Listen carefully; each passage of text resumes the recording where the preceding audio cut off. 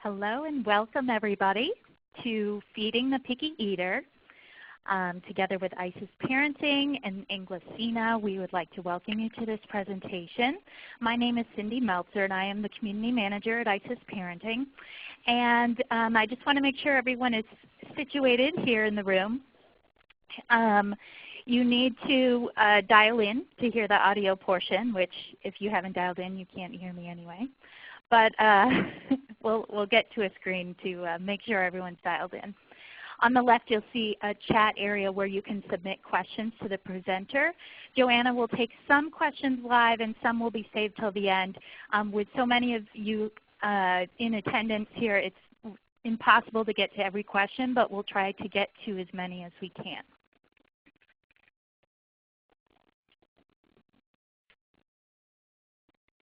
Okay. So we are talking right now, so hopefully most of you are here with me. And I would like to get started by introducing our presenter for this evening. Joanna, you are there, right? You can hear me? I can hear you. Oh, excellent. Okay, so it's my pleasure to introduce our presenter for tonight, Joanna Silverman. Joanna is an educator, holistic health counselor, and a mother. She has over 10 years of teaching experience with children, ranging from infancy to 13 years of age. She holds a degree in psychology and special education and a master's degree in early childhood development from Wheelock College.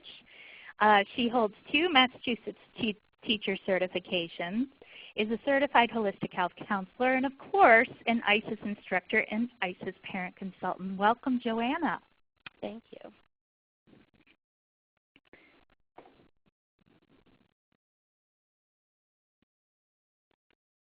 Okay, I'd also like to take this opportunity to just give a little shout out to our sponsor. Our sponsor for tonight's presentation is Inglesina. They're well known for their strollers, but they also make a really great innovative selection of feeding products. Their innovative feeding products include the Fast Chair, which is pictured on the left, and that's one of those clip-on travel chairs, table chairs. And it features a little carry bag. It folds up. You can bring it with you. On the right is their Zuma high chair, which is really easy to clean, easy to fold, easy to store, just generally a very well-designed product. So 2 wonderful products for feeding by Inglesina. So I'd like to thank Inglesina for being our sponsor. So let me hand it over to Joanna, who will start by going over what we are going to talk about this evening. Hi, I'd like to welcome everyone tonight. Before we get started, I just want to talk about how many different people we have with us tonight. So we have people that have not started to feed yet, and then we have people that are dealing with the picky eater issue. So bear with me as I go along. If some of the stuff does not apply, I'm hoping that I'll meet all of your needs as we go. So in the first part of the presentation, we're going to talk about the eating relationship. This is the most important thing I'm going to talk about tonight. Then I'm going to talk about why feeding our children well is important, because I think when we have that information, we make better choices for our children. Then I'm going to go into the specifics of sort of where to begin with your babies. So if you have older children, this is where I just need you to hold in there and bear with me for a bit. And then I'll get into the top 5 strategies to use with a picky eater. Now, this is a small presentation, so I hope I'm going to give you an overview that meets your needs, and the questions will help me cater to some of your needs as we go along. Okay, so let's talk about, sorry, Cindy, my slide is not clicking. Sorry, everybody.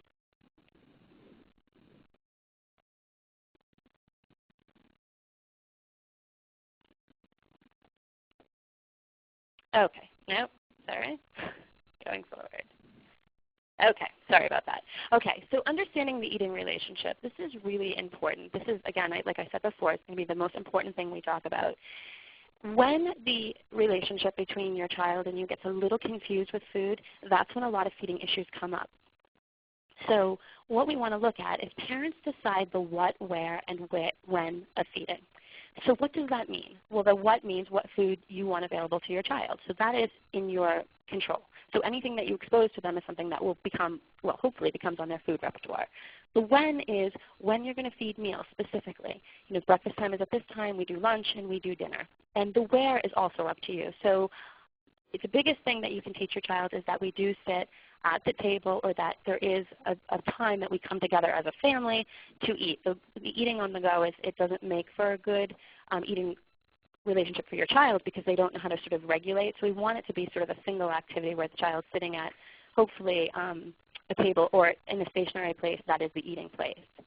So that's Joanna, we already have a question coming in. What do I do if my toddler refuses to sit in her high chair for mealtime?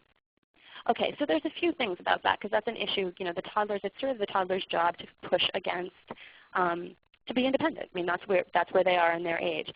So one of the most important things that you can do is sit down and actually eat with your child. So it seems sort of like a no-brainer, and we think that we do it, but it's really when you sit down and you're not eating anything and you put your child in the high chair and you're offering the food, it's sort of like all attention on them.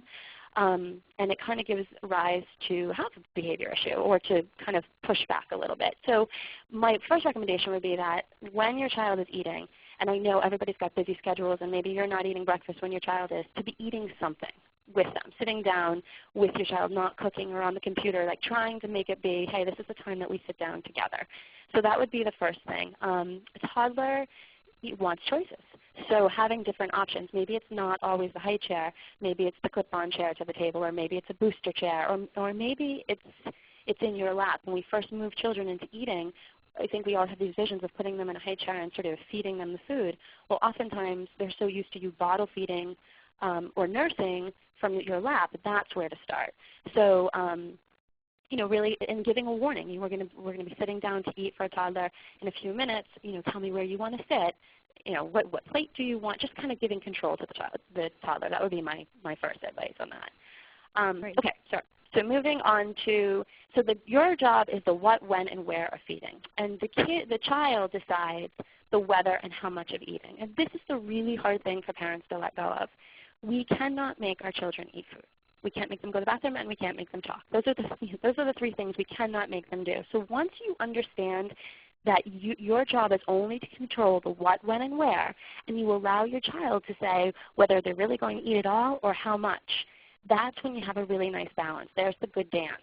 But when you start sort of pushing like, oh, you're not done yet, have a little bit more, or if they're not touching anything at all, that you're sort of force feeding, that's when there becomes friction in the relationship. And it can be really difficult because in our mind we think, okay, this is what would make a good meal. When children are younger, specifically, you know, between the year to right until they get to that toddler age, they pretty much know exactly what they need. And some days they need more than other days. And we have to be comfortable with that and understand, okay, I think they know what they need. Babies give us very clear signals of when they're done. They move their head away, they act disinterested, so that's all information that they give us. So the other thing to consider is that, you know, the 3 E's, to educate, empower, and expose. And so what does that mean? Well, educating, and it's never too young with a toddler to say, you know, it's really important to eat your greens. That keeps your body healthy. It's really important to have protein. That gives you energy, so that they realize that food serves a purpose for their body. To empower them by giving them choices, but your choices. And then to expose them to the food, regardless if they eat it or not, to just continue to expose them to the food that you would like them to eat. So that's the whole eating relationship sort of in a quick summary. Okay, can I ask get one more question in here? Because this is a big one, and a lot of people ask this during the registration process. This came in a lot. So if your child refuses to eat what you present, do you offer something else? Or do you stay strict and tell them they get what's on the menu for the rest of the family? Okay, so yeah, this is definitely a personal choice for families, but I think one of the most important things that we need to remember is that if you are sitting your child down in front of a meal where there's absolutely nothing that they're going to want to eat, especially the toddlers, you've sort of set yourself up for the resistance. So I always recommend having a little bit of something you know that they'll eat.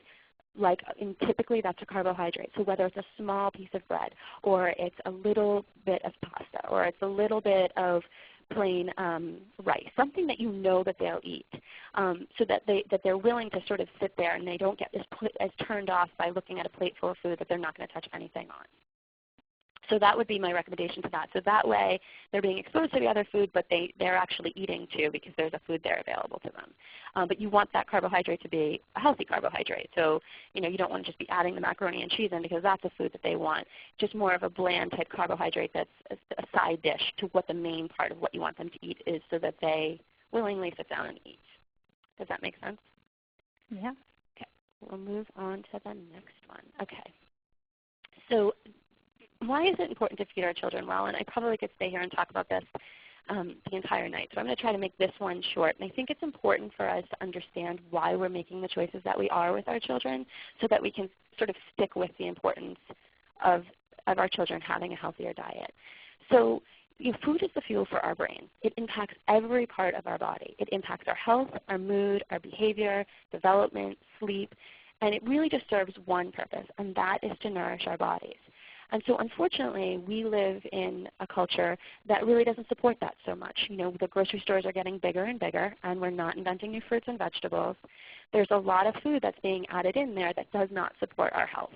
And the companies are smart about this. They know that children's tastes go to fat and sugar. And so a lot of the food is loaded with that type of food, so the child gets attached to the food. So it's just really important for you to understand. I'm going to give an example of let's just talk about sugar because that's the easiest one for me to talk about and not get too in-depth about healthy eating whole foods. So sugar in high amounts directly impacts your immune system. So for example, every 4 grams of sugar on a package is 1 teaspoon of white sugar. So in a can of Coke, there's 36 grams of sugar. If you have 2 cans of Coke in a day, you've lessened your immune system by 50% for 5 hours. And there's research that actually implies that this affects younger children more.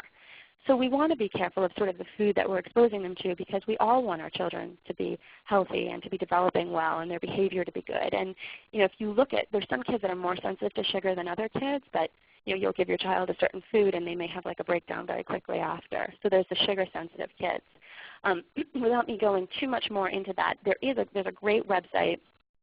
It's called sugarstacks.com, www.sugarstacks.com. And what I love about that website is it'll show you a product, and then it will have a bunch of sugar cubes that equates to how much sugar is in that product. Also, it's important for us to understand where does picky eating come from? This is really a cultural problem. This doesn't happen in Japan, and it's not happening in Africa. It's happening with our kids, and there's reasons for that. One of the reasons is that we as a culture believe there's such a thing as kid food. We go to restaurants and there's a kid menu, and on the kid menu there's chicken fingers and there's hot dogs and there's hamburgers. You go to grocery stores and there's just more and more options for our children, and there's commercialization to both us and to our children that there is such a thing as kid food. So really relooking at that is important. And when you're sure on why you're feeding your child a certain food, you're less apt to go for more of that convenient food that a lot of our picky eaters will gravitate towards because it tends to be bland and it tends to have the sugar and the fat, and salt, which they're looking for. Okay. Here's a question for you, Joanna. Okay. Any tips on getting grandparents or caregivers to go along with these healthy eating habits that you're trying to set up for your child? Yeah, that was a common question. Yeah, that is definitely a hard one. I think the most important thing on that is to remember that if you're clear on why you're making the choices, it's not simply that you think, okay, this is a healthy food, so I'm just going to give it to my child, but you really are invested in the fact that this is how I want to feed my child. Then you can articulate that really well. So it isn't, because a lot of times I think the grandparents specifically, because they probably raised us differently, think of it as being a deprivation thing. You're depriving them. But when you have the ammunition to say, actually, it isn't deprivation. I'm actually offering these other things to the children, and just being really, really clear that that's just not a choice in our family. We don't feed her that food, but you can give her this food, or you can give him that food. If I had the answer to the in-law question, life would be easy for all of us, right? So I think that's the best way I can explain it, is if you're clear on why you're doing what you're doing, it sort of radiates out into the family members. Okay, right. So moving along. So I'm going to go quickly over where to begin with feeding baby food. So it's been, again, in our culture for a really long time that the first thing you feed your child is rice cereal or oatmeal. And so it gets a little confusing when we do those things with our children when we feed them that food, because first of all, most of us would not eat that food, right? So we kind of cook it, we notice the smell of it, we know it's bland and kind of gross, and we don't want to eat it. And that's the first food that we're feeding our child. So what that's really doing is it's setting our child up for sort of that bland, flavorless, processed food. And what our goal really is to move them from the nursing or from the bottle to what the family is eating. Because ideally that's what we want. If we never expose them to the food that we're eating in the first few months, when they start eating food, that's not going to be what they're going for when we actually introduce food. So it's not going to be sort of like a magic thing that suddenly we give them our family food. In the American Academy of Pediatrics, well, I'll get into this on the next slide. But so my recommendation would be that you want to avoid the flavorless processed food. The other thing with white rice cereal, there's sort of a movement out there right now about that, is it's really stripped down of its nutrients. So the outer layer, which contains the bran and the protein, is removed. So that removes half of the vitamins, half of the minerals, and all of the fiber and essential fat. So it's really just not the best first food. So what are best first foods? Whole grains, sweet potatoes, avocados. These are just naming some of them. And this would be a recommended, between when your child is ready. Most children are ready by the end of the 5 months and the beginning of 6 months. And I don't want to get too much into when they're ready and when they're not ready. But so really when you're feeding them, to be feeding them foods that you would like them to eventually eat with the family. So that helps prevent a picky eater from coming on later. A lot of people have asked, what if my child refuses to eat meat? We got that one a lot. Refuses to eat meat. Yeah, meat is a tricky one for the kids. So let's just think about for ourselves the texture of meat. It's harder to chew. It takes a lot of work to chew. The flavor's a little off. If we've done a jarred meat, I mean, none of us would eat that. So so I'm assuming that people are talking about when they're moving more towards the family meat. Because the jarred meat, again, if we would need it, why are we expecting them to have it? So for the meat that your family is eating, the best thing that you can do is keep exposing it over and over, offering it again and again, putting it down as finger food versus placing it in the child's mouth, especially if it's a solid food. You don't want to do any of the placing in the mouth. They should be doing that on their own. Letting them experience it with their hands. This is a good time to think about flavor bridges. So flavor bridges are when you take something you know they like and you pair it with a new food. So if they like applesauce, perhaps you're going to put some chicken on the tray with some applesauce and they can do the dipping or the mixing and taste it that way. Also, the more ground meat tends to go over better than the actual strip of like a chicken. Just because it's not as hard to chew. And so this usually is a texture issue. So again, with exposure, they get there. So now if they don't, if this is really a struggle and you're worried about protein is in a lot of food. So it's in your brown rice. It's in a lot of your whole grains. It's in hummus. It's in beans. It's in eggs. It's in some really the good quality bread. So protein is, if a lot of children eat the yogurt and the cheese. So the protein is there. So you can sort of be patient with the process of the meat. Kids usually do get to that point, but it is not uncommon for a child to avoid meat in the beginning. Great, thanks. Okay, so variety and spices. So the window of opportunity for feeding our children is between 6 and 10 months from when they eat. And so this is sort of news to some people, and some people are aware of it. But you'll often talk to a parent who says, my child eats everything as a baby, and then as they move into toddlerhood, they get a little picky about something. And that's because what is called neophobia sort of moves in, and that's a fear of new foods. And it's a really natural developmental progression. 80% of kids go through this, where they start refusing certain foods. There is a reason for it. Back in sort of the hunting and gathering ages of our living, this would be at a time when your toddler would toddle off away from you. And the aversion to the food is sort of a safety mechanism from the poisonous type like greens and berries. So oftentimes this is when kids will start refusing the greens. during this time, that toddler time, just keep exposing the food. Keep putting the food in front of them, because the more that they're exposed to it, the more they realize it's safe. But that's why it is so important from when you start feeding your child at 6 months until that stage sets in more into the 14, 15-month stage, that you have exposed them to a lot of different flavors. So what do I mean by that? I mean giving them this is when they're putting stuff in their mouth naturally too. So start giving them as many flavors as you possibly can. And people get really concerned about this because we talk so much about allergies and sensitivities. And allergies and sensitivities are definitely an important thing to consider, but the American Academy of Pediatrics has actually put out a statement that says anything after 6 months with the exception of honey is a go. Now, I say that, and I'm sure many people are thinking, well, what about shellfish and nuts? And you have to be comfortable with what you're offering. But think about how many foods we sort of avoid because we wait the 3 or 4 day rule that we could be exposing them to. Because the more you give them in the beginning, the better it sort of works towards as they move on, as they get a little bit older. Okay, so let's go to the next. Okay, so this is probably the harder thing as the parent, is the art of patience, sort of waiting for your child to take the lead with eating. So one thing that we end up doing, and this is when, again, that eating relationship gets a little blurry, is we start sort of coercing our child to eat more of a certain food. And again, especially when they're this young, they know what they need. That's why some kids just turn orange, because they're eating a ton of sweet potatoes for a long time. And then they move out of that phase. They know exactly what they need. And if you can trust that when they're younger, that will stay with them as they get older. And then the other thing that we do often, and I did it myself when my daughter was younger, is we try a food a few times and they don't like it, and so we sort of say, okay, it's not on the rotation. Really to give a food a fair chance, and I have 8 here, and I'd push that to 12. 12 to 20 times of trying, and trying in different ways.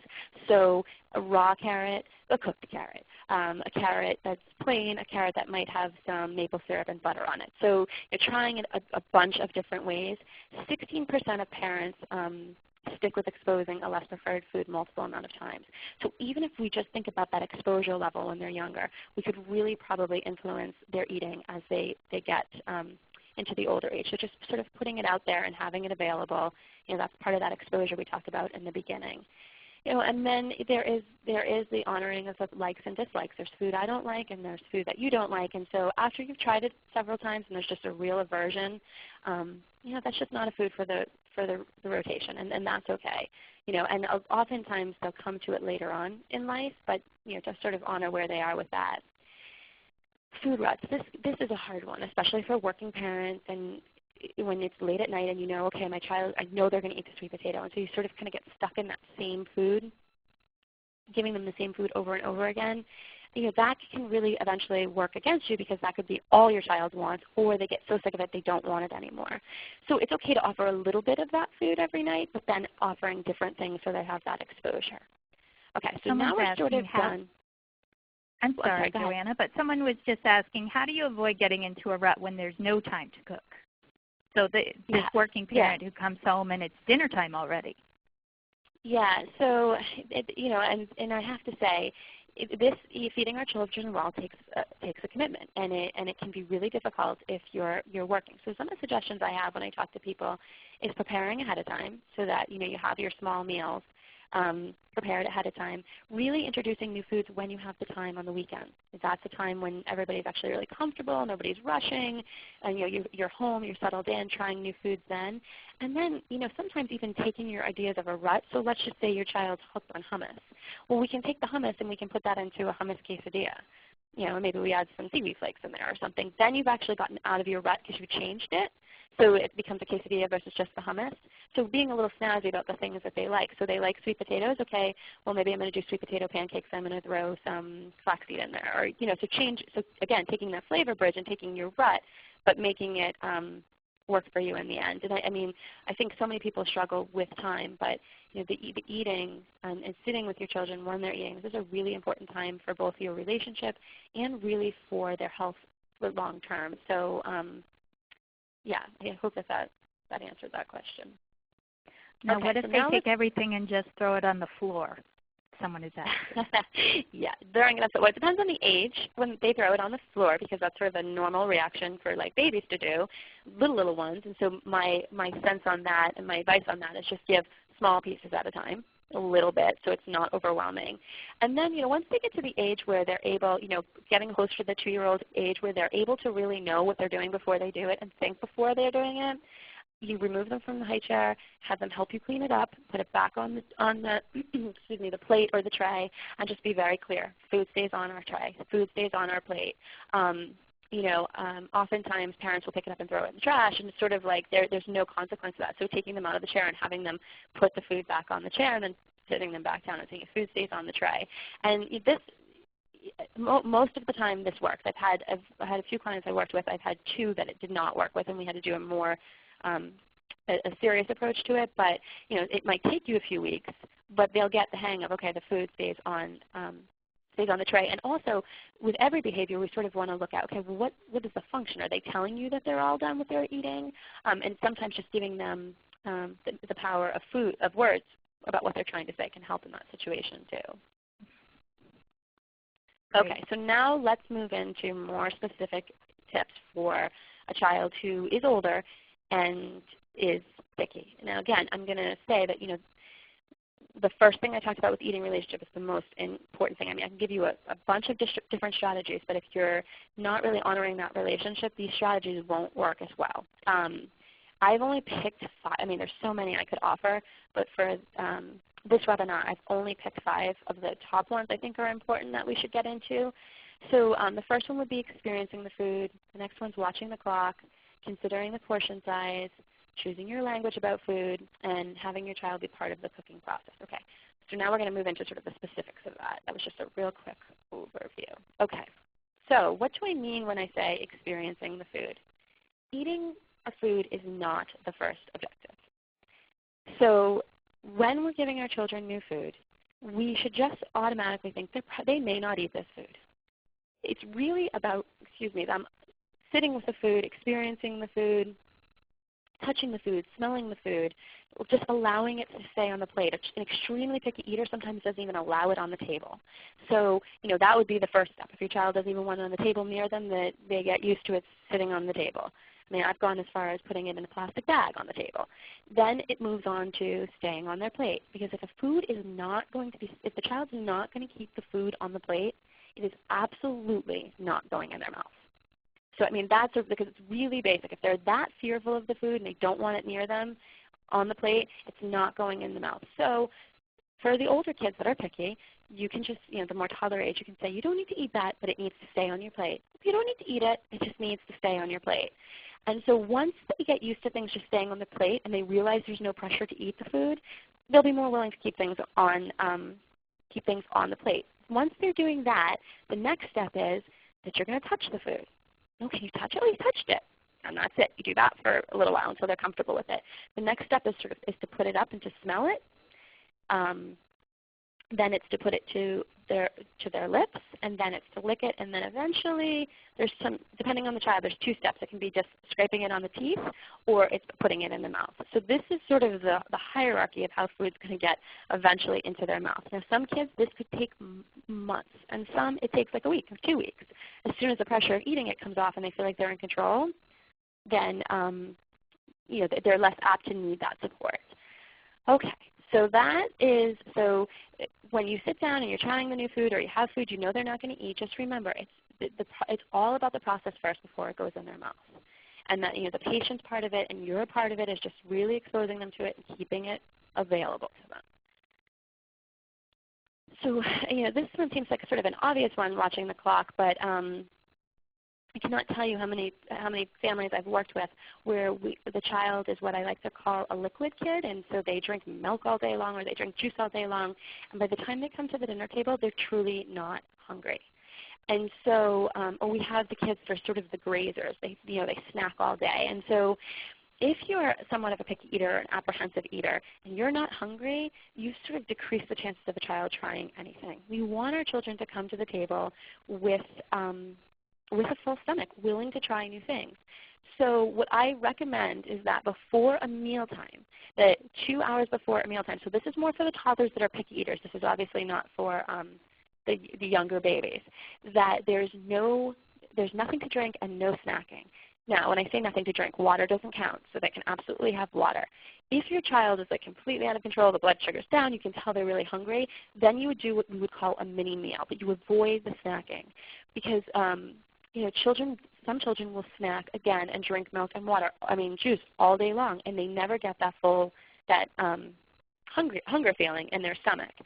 There's also kids where it's interesting with the clock. So there's those babies that when they were younger, they never really indicated that they were hungry. You sort of were always putting them in a position to feed them, sort of forcing. We call them the I love life children, but I don't really like to eat kids.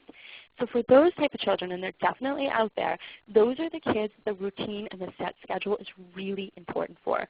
Those are the kids that you want to be watching the clock and teaching them, okay, I think you feel hunger now, this is time to eat, and having them sit down at the table, and not sort of running around the room eating and grazing on certain things. So that's really the job with those type of kids, is teaching them this is the mealtime, this is when you eat.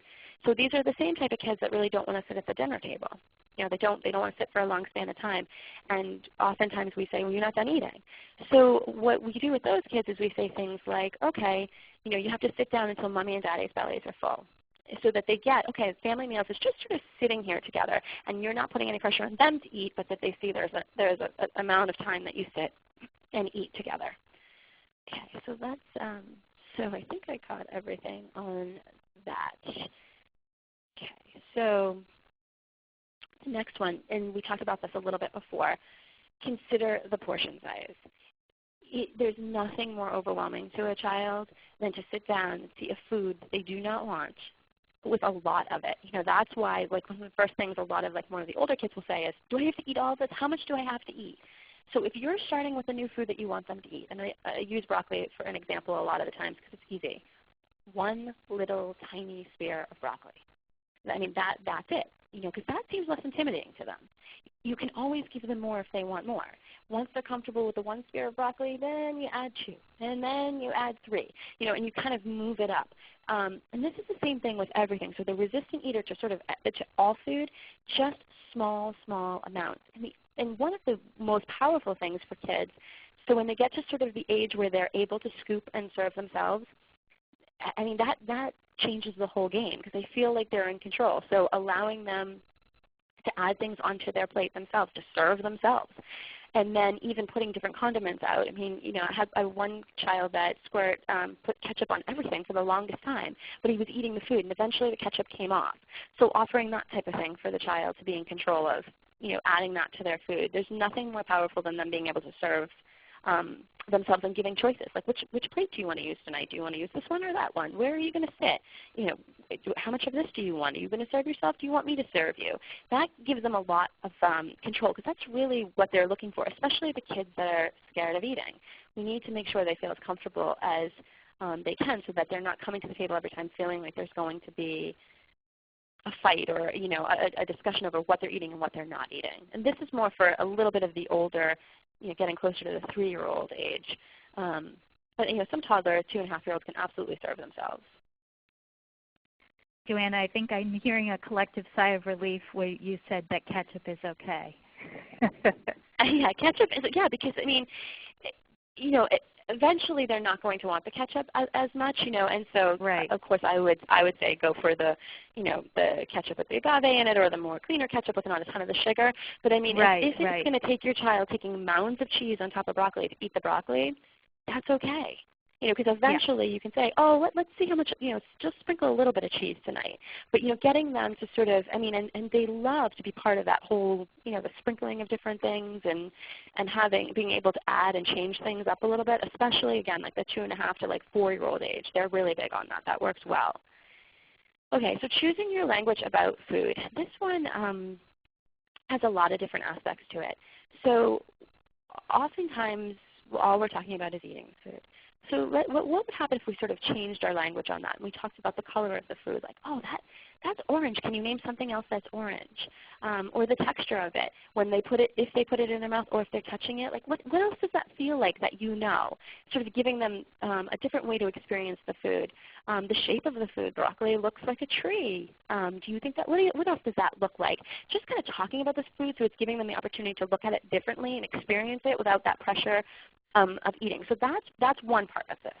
The other part of this is that oftentimes as parents, and I don't even think we realize we're doing it, we sort of set up this food is better than food. So we'll say things like, eat your broccoli first, and then you can have dessert. And really what that means to a little child is, just eat the broccoli and then you'll get the best stuff.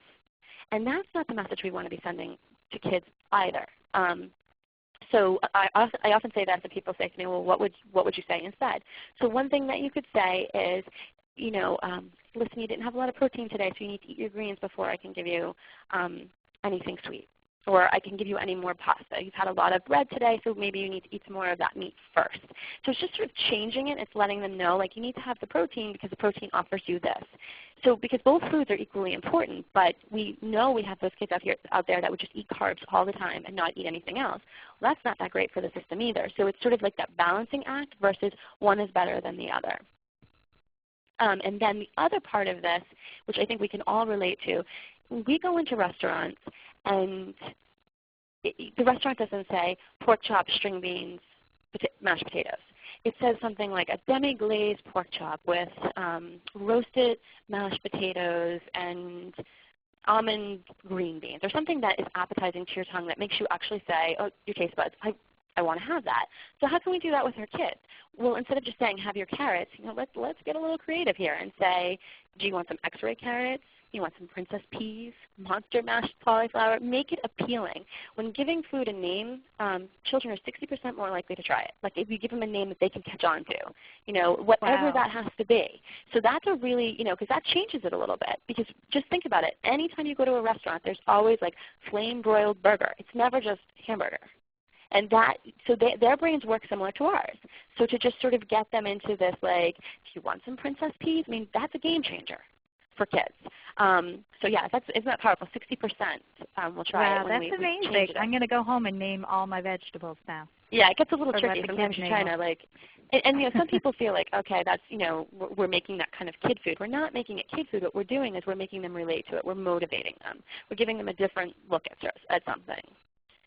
Okay, so that's choosing your language about food. And so, so the last top one we're going to talk about, and then I'll get into some other stuff.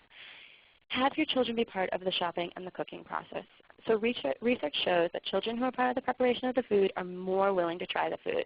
So we all have probably heard the story about the child who wouldn't eat anything green. They go to preschool, they get a green bean plant, they plant it in their backyard, and now they're eating green beans. Again, that says something to us. Kids want to be part of it. It's different if I make food and a child's not involved in it and I put it in front of them than if they were part of the process. Is it a guarantee that they're going to eat the food because they were part of the process? No, but think about all of the things that sort of happened in between. They got to see the color of it, they got to smell it, they got to feel it, they got to mix it. So there's all that experiencing the food in the cooking. So here are some other ideas that we can do with food. So let's say you're going to the grocery store and you just say to your child, we're going to find something red that's not in a package. Can you help me find something red that's not in a package? And so when they find that, I say, okay, we're going to buy this. What's this called? Now, I'm not saying that child has to eat that, but at least that they made sort of the decisions. And sometimes that's just enough for them to be willing to go home and try it. So like avocado. Okay, so let's take an example of an avocado. So say you have an avocado. You take the avocado. You're at the grocery store, and you say to your toddler, your preschooler, look, feel this. What does it feel like on the outside? It feels like alligator skin. What do you think it's going to look like when we cut it open? You go home and you cut it open. It's green. Feel it. What does it feel like? It's kind of slimy. Look, there's a pit in the middle. Let's scoop it out together. Now, nobody has said anything about them eating the avocado, but then you make the guacamole or you make whatever you want to do with the avocado, and then that's sort of an option for them later on. And so that just sort of, again, that's the educating and the empowering and the exposing. And of course, we don't have time to do that all the time, but that's just a few different things to add in. And one of the things, too, about shopping, one of the biggest mistakes that we make, and it's hard for us, especially if people are listening and they're they're not available to fresh food all the time. You're not on the West Coast. Our food sometimes is bland. It doesn't taste good all the time. So, if I said to you, I'm going to give you a tomato in January, or I'm going to give you a tomato in August, everybody's going to pick the August tomato because we know how great that tastes. The kids don't know that. So if you give them their first tomato in January and it's bland and it's gross, that's kind of what they think about the tomato. So they don't know it can get better. So it's hard to eat well in season here, but that's something to keep in mind. So right now, your butternut squash, your acorn squash, your sweet potatoes, your carrots, all your root vegetables, these are all amazing foods right now. They have the best flavor they're going to have all year. So this is the time you want to be exposing them to that type of food. Okay, so moving on. So I never thought about it that way, Joanna. Thanks. Yeah, because really, do you want a tomato in January?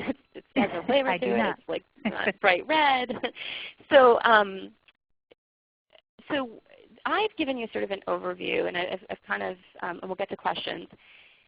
So this is not a common thing. So I want everybody to sort of be relaxed as I say that. But there are children who have eating issues, and they go beyond what we know to be a pervasive, more cultural picky eater problem, beyond what I've discussed. So the percentage is so much smaller than you think, so I think that's important. So I've been doing this for 3 years, and I probably would say there's been about a handful or more of kids that I've said this is just really beyond my scope and sent them for further. So I think that's important before I talk about it. But let's just think about there are some children who have extreme sensory issues. So food is going to be difficult for them. But the sensory issues tend to be pervasive. Like they don't want their socks on a certain way, their clothes bother them. There's sensory issues all around. So that's something that you want to look into further. And then there's just the kids who have specifically children that have been preemies, their gag reflex is not as strong because they have the tube sort of down their throats. So sometimes feeding can be harder for those kids because they choke more often because they don't have that natural gag reflex. These are things that you want to consider maybe looking towards a feeding evaluation or going further. And then one thing I think gets overlooked a lot is food sensitivities. So again, children are working more off their instincts than we are. And so oftentimes they're avoiding a certain food or they're pushing the food away because it just doesn't feel right in their system. It's just not for them. And so foods that cause sensitivity, one of the biggest ones is dairy, wheat, soy, citrus, obviously nuts. And sensitivities are different than allergies. So an allergic reaction, you're going to have hives, anaphylactic, like the throat's going to close up, or those like, okay, let's never give them that food. Sensitivities are a little bit different. We see them differently in our children. So they get dark circles under their eyes, they get a lot of ear infections, a lot of running noses, eczema, things that we call like that chicken skin, the bumps on their skin. Those are more signs of sensitivities. And so we want to be kind of careful about that when we feed a food and we see there's a lot of resistance to it. Is there a sensitivity? Is there something that's sort of beyond the scope of just my child doesn't want this food as more of a picky eater? And then, okay, so before we go into sort of the whole question things, I want to open this up to get to what people need. Just to kind of give you like an overview on what ISIS can do and a way to sort of support you. So we do individual consults, and so the number is there for you. So these are for kids. This is like if you've heard this and you're like, yeah, I need more. So these consults are about an hour, and we target a very specific plan to what your child needs. So okay, so let's sort of open it up for questions. Oh, we've got a ton, Joanna, so I will try and give you some that I've seen come over and over, or some that I know a lot of people have. So one of them that came up a little earlier is, let's see, hold on, I just got to scroll to get it. What do you think about withholding dessert? Or what do you think about dessert in general? Yeah, I mean, again, I think this has to be a family choice. The one thing that you want to keep in mind is you don't want a child to eat a food simply so they can get a sugar food. And I'm just assuming the dessert is a sugar food. I know some people do just fruit for dessert or a preferred food. And I think if we use it in the right way, so if that's a choice that you're going to do with your family, I think that, again, that language just really needs to be important about first you need to have a balance in your diet. A balance would be this. If we don't have this, I can't give you that because you'd be out of balance. Versus it being like, eat that and you get this. That like, the grand thing being the ice cream or the chocolate, or listen, food is part of our culture. It's an enjoyment. We love food, and we definitely like our preferred food. But we also have to teach, really our job is to sort of do the teaching part of it. If you're in the early stages of feeding and you haven't done the dessert thing, I would sort of say to stay away from it, because then it becomes sort of a habit. And again, if the dessert's going to be sugary, we really want to be watching the intake of sugar for kids over the long term. But if a dessert for somebody is peanut butter and apple or strawberry, and that's what they're looking forward to, just making sure that the language is very clear that we have to have the balance. Not that dessert is the thing that's the best thing and you're going to get to it, but that we have to eat the other stuff before we have that. Do you think that answers it? Does that make sense? Yeah, I think that's great. This next question has come in a couple of times. People are asking, I think this is a little earlier in the process when you're introducing new foods to an infant. People are asking, do you have to wait a certain number of days before introducing foods, or can you, introduce them on consecutive days? Yeah, okay, so different people are going to tell you different things about that. I think that you wait every other day, and because you sort of know the foods that are going to cause the sensitivity. We know that strawberries tend to do it, tomatoes can do it, and it might not be that they have a sensitivity always, it's just that they respond that way then, do you know what I mean, and not that way later on as they get older and their digestive systems get better. So somebody who has a hard time with tomatoes at 7 months may not have a hard time with tomatoes at 15 months. So that's important to remember. But because we have such a small window period, just sticking with one food for 3 days, I mean, in the beginning, I think all parents are concerned about the eating and they go slow with it. But if we want to look at a range of food, and again, I think it's also important that people know that a sensitivity is really different than an allergy. So if your child has an allergy to something, an allergic response, it's going to happen a lot quicker than the sensitivity that happens over a few days. And so say you've given your child 3 different types of foods within 5 days, and you see a sensitivity. All you need to do is take the one food out that would be the most likely to be the culprit, which is sort of more the acidic-y type food, see if the response goes away, and then you know it's that food. And then you could try adding it in later on. So it's not as much of a science as we make it to be. I mean, I think if we look again at other cultures that don't have picky eaters, that don't have kids that are selective, they're not as cautious about the food they're feeding their kids right off the bat. So I think that's something to keep in mind. I mean, the reality is that kids in Africa eat bugs because their parents eat bugs. And so what age do you start that in Africa? Yeah, so we don't have to wait always. So the 1 to 3 day rule, I would do every other day or every 2 days. So at least you're getting enough of the flavors in. And flavors too would include garlic and cinnamon and spicing stuff up, making sure there's a ton of flavor in there. I mean, cinnamon has more antioxidants in it than blueberries or strawberries. So that's a great food to start adding into like an oatmeal or to add into an applesauce.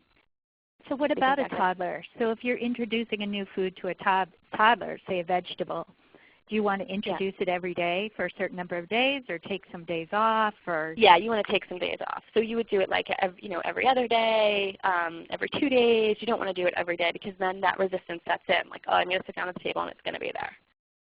And okay. You don't want that. You don't want to be that sort of that predicting type thing. And the other thing too is don't introduce new foods. There's 2 times not to introduce new foods. Don't do it when there's an audience. So don't do it when you're among your parents or you're among family and friends, because it's not. Kids know how you feel in that situation. That you're either not going to try the food. And also don't, so I think that's really important. And then don't do it at a time that you're tired or they're tired, because you're working against yourself. So don't do it 7 o'clock at night or 6 o'clock after you've worked all day and they've been at daycare all day. You really want there to be some room around when you're offering this food, and that's so that everyone's really ready to come to the table clean. And I often recommend doing it more at a lunch meal than at a dinner meal, because we know what happens to kids at night. And so trying new food is, in between that witching hour is a little harder than maybe trying it first thing in the morning, or trying it at lunch when they're not in that same place. Okay, here's a question that I know a lot of people have. My daughter is 4.5. Is it too late? No, what do I do not. at this point? Yeah, it is. No, it's not too late. And sometimes you actually see that the 4.5-year-olds come around a little bit more than the younger ones because you can have more of a conversation about stuff. So you can say, like the interests of a 4.5-year-old. You can say, would you really like to, let's just say they like to ride their bikes. You really like to ride your bike, and to have the energy to ride your bike, you need to eat this kind of food, and if you're only eating this food, so that's the education part of it. And then there's some really specific plans you can put in place for 4.5-year-olds, eating through the alphabet. There's contracts you can do. So there's, that's definitely not an age group that you want to be concerned that it's too late for. And making small changes really slowly over time. And with kids, when they get to be a certain age, you can start to make connections for them. Hey, I noticed after the birthday party you had a lot of energy after you had all that sugar, and then you crashed. Like, those are the good ages to actually start having those conversations, because no one really wants to feel that way, but they don't know why they're feeling that way. So making the connections there, I noticed you had a really good breakfast this morning, and your energy seems to be good. You seem to be in a good mood. So yeah, it's absolutely not too late at 4.5. I mean, I've worked with kids all the way up to 11, so it's not, and then teenagers are a totally different story. So it's never too late. Someone is asking, actually a couple of people have asked, what about the child who can ask for what he wants and Yep. it makes the same request every single day? Yes, okay. So that's when you empower by choices. So you say, that's not available today, but this is. Do you want, would you like a black bean, would you like a taco, or would you like pasta? And that's sort of the choice. Or, so this is what we're having for dinner tonight. Would you like me to cook you up a little bit of plain pasta or a piece of toast? So they have the choices there. The worst thing you can do is have them start to dictate what they want every night, because what ends up happening is you become a short order cook. And there will be resistance when you change this, because when you change anything, there's resistance. But if you can stay the course, eventually they understand that, okay, I can't have that. And again, that's bringing in the balance. You can't have, your body has enough of that. We need to try something different. You can have that tomorrow night, but what are we going to have tonight? It's trying to stay away from that, I want mac and cheese, I want mac and cheese, I want mac and cheese, or you want chicken fingers, trying to stay out of that as much as you can, because then you become the short order cook and they're not eating the food that you want them to be eating. Now, a few people are asking about websites or cookbooks that you recommend, and what I think we could do, Joanna, is just put together a little list and send it out with the email that we're going to send out. Yeah, absolutely. Yeah, so we'll get those out to you, because it's always hard to do that over a presentation, but I know a lot of people have asked about book recommendations. And that way they can have nobody has to write it down. Yeah, so there's definitely a few books, like off the top of my mind, like Feeding the Whole Family by Cynthia Lair. That's a great book. There's a lot of different websites out there. But again, cooking, having your children eat what you eat. So if you're cooking a chicken and you're putting in it mushroom sauce and Hawaiian sauce, okay, so we know kids are probably not going to go in that direction, so just keep the chicken aside. So sometimes just making a few changes to what you're eating. Now, some kids will eat that food, but it's not, there's a reason there's separated plates for kids. They don't like their food to be touching. They don't want a lot of stuff together. So just kind of think bland with the option for them to put the condiments on it that they want. So if you're cooking meatballs, maybe you keep the meatballs on the outside and then you put yours in the sauce, because that's a different texture for the children. They don't like the mixture of that. So really, again, there's no kid food cookbooks necessarily that are the answer. It's really about what your family is eating and what you want your kids to eat. But Cynthia Lair does a good job with that for the babies. Like, she'll say, cook this for an adult, pull this aside for the babies. So, but yeah, we can definitely get that resource out to people. Yeah, we'll send that out, and we're also, a few people have asked about recording or getting a copy of the presentation, and everyone who signed up for this webinar is going to get a link to the recording of the webinar by email within the next couple of days. So don't worry if you miss something, or if you're frantically taking notes, that you will get a recording afterwards. So yeah, Joanna, we're out of time, unfortunately. I'm sorry, what were you going to say? I just saw one question come up that I just want to, can I just touch base on it real quick and then we'll end? Sure. Asking the question about the Jessica Seinfeld book, Hiding the Oh yeah, Food, a couple of people asked about that. Yeah, I love that question because I think that those books, I mean, first of all, if you have the time to do what they're recommending doing, go for it. But I think, if you can do that, with the end goal being that you're going to continue to expose them to the food in a different way, that's a fine approach to take. If you, however, are always planning to do it that way, you're not teaching them the skills that you want to teach them later in life because you're not going to be sending them brownies with broccoli in it when they're in college. Or you might be, but you want to be teaching them to eat the broccoli on its own. So definitely using those books as like a bridge to get to where you need to be when you're actually, showing the broccoli. So the broccoli's still out, but maybe you've hid it in the food too. I mean, that's absolutely a choice. But just remember what your end goal is. Your end goal is that you want your child to be eating food on their own and be a healthy eater. So that hiding it doesn't get you there necessarily. Okay, sorry, I had to answer that one last one. No, please. I'm really glad you did. Well, thank you so much, Joanna. We really appreciate your presentation, and you just have so much knowledge. And thanks for joining us today, and thanks to Inglesina for sponsoring the webinar. And like I said, everyone will get a follow-up email with a few more pieces of information, a recording, a few of Joanna's book recommendations, website recommendations. So thanks everybody for coming, and we hope to see you again at a future webinar. Bye-bye. Take care. Thanks.